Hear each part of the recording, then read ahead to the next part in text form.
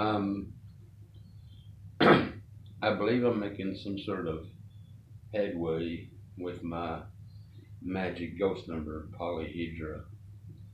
Um,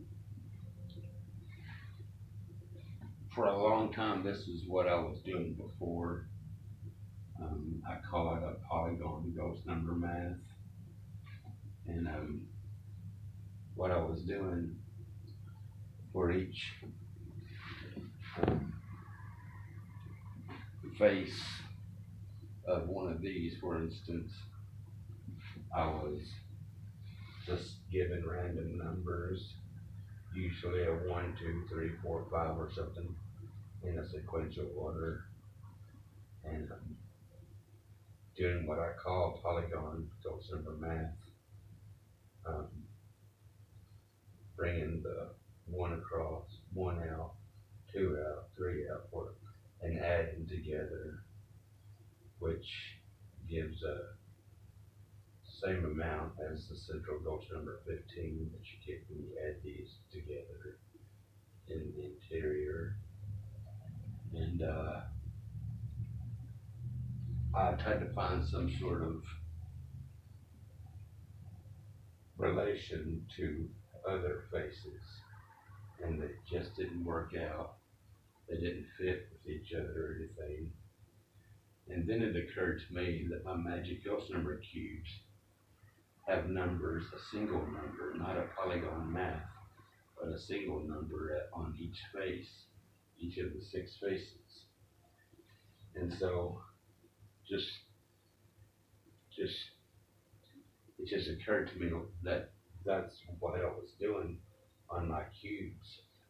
So with the commutative property, you put a 4, like this 4, on one side, and then you put a 7 on the other, and you do a commutative property going across, back and forth, 11 on one side and 11 on the other.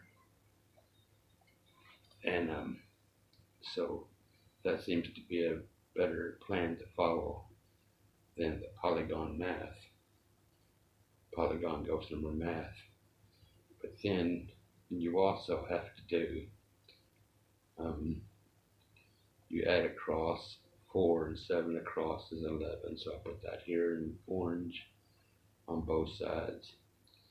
But then what you have to do is add across to each of the edges of this 5-sided pentagon, and those numbers show up right here. For instance, it's a 21 for 11 and 13, 24 for 11 and 13, and you do that for all these sides. And this is where I'm at the stage I'm at now. I haven't went beyond these red numbers, but I'm simultaneously doing the same thing with this, and these are a lot more numbers on these faces.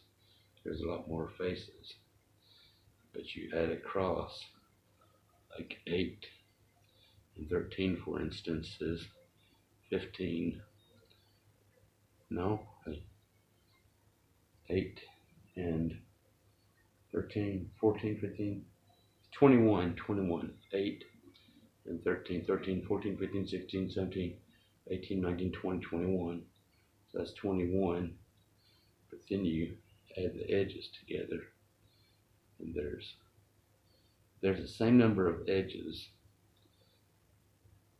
and faces combined together than as they are on this thing. These are inverse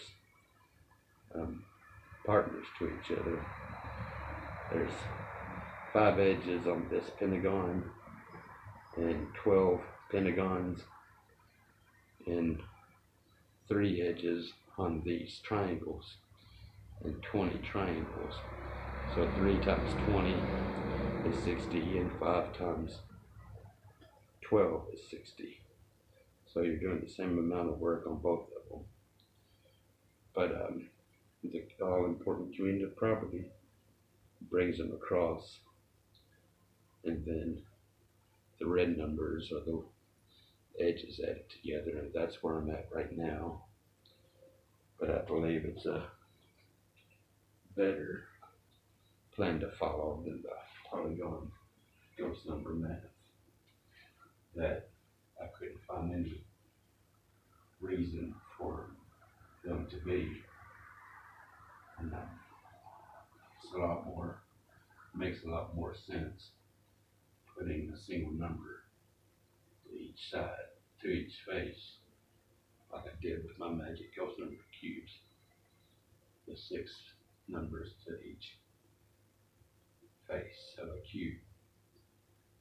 And so this is where I'm at right now. I'm at the point where I'm adding this outside imaginary boundary of a polyhedra, nesting the central polyhedra.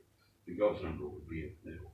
The ghost number for this, by the way, is 66 because it's 1, 2, 3, 4, 5, 6, 7, 8, 9, 10, 11 added together. All those numbers is 66. And the ghost number, the central ghost number for this is 190. Because 1, 2, 3, 4, 5, 6, 7, 8, 9, 10, 11, 12, 13, 17, 18, 19. All those individual numbers added together is 190. So in the imaginary center, the central ghost number is 190, and the central ghost number to this one is 66. And this is an addition form because multiplication is a lot more harder to calculate or whatever. So I find any sort of properties, interesting properties in addition form, then I'll work in the multiplication form. But I have to get to that stage first. So that's where I'm currently at with my Magic Ghost Number Polyhedra. But I do consider it some sort of a breakthrough. And it's something that I'm out on the trail after, trying to figure out what. It's hard to put all these numbers together because there's a lot of them to deal with, and even harder to try to find some sort of connection with them all. But at least I think I'm on the right track with this commutative property rather than the Polygon Ghost Number Math. It makes more sense to do it that way. So thanks a lot.